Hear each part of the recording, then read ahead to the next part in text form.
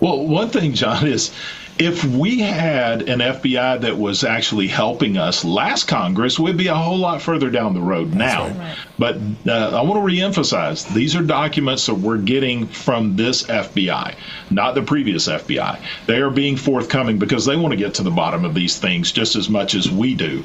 And we were able to get a lab report of the pipe bombs, which is something that's been a mystery to all of us, always trying to figure out all the different nuances that just did not make sense. I mean, there were so many factors of these bombs. How could a highly trained Secret Service bomb-sniffing canine walk by these devices without hitting on them? I mean, law enforcement just letting people walk by.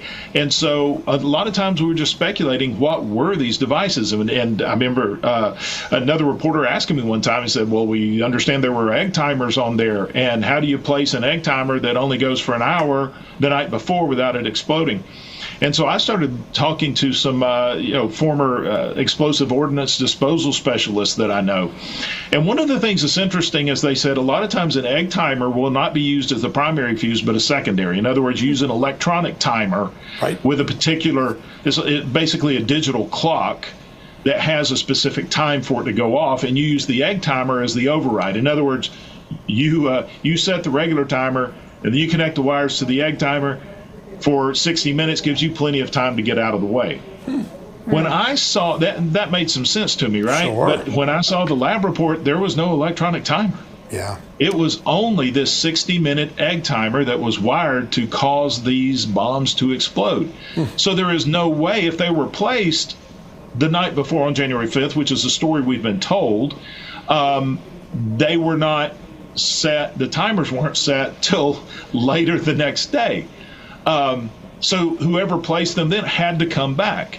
Okay, I'm not buying the story anymore that they were there on the 5th. I believe that they were put out on the 6th at this point. This is the theory that we're going on, especially since the lady that found them said there were still 20 minutes left on the timer when they were placed there. That's one of the key things, as you brought up. The other thing is, was there enough explosives in the devices to actually cause a massive explosion? That's one of the things we're looking at in these reports, which kind of leads us to believe maybe there wasn't, but there definitely was explosives. Now, follow me on this series of logic here. When would you build a bomb that's not designed to go off, but every element of it is to make you think it will, or make a bomb-sniffing dog think that it is a live bomb? That's a training exercise. So that also opens the door to that. Was this possibly part of a training exercise, or were they put there just to be a diversion to draw resources away from the Capitol? So there's several scenarios that we're looking at with both of these devices. Some of it were there people around who knew that these were inert? They were not active. There's nothing I've seen in the FBI report that says that they could have exploded. They just say that there were traces of explosives in there. So there's more questions, but that's a good thing that we actually have more evidence to have more questions to open the door to do more investigation, to get to the truth. Yeah, definitely.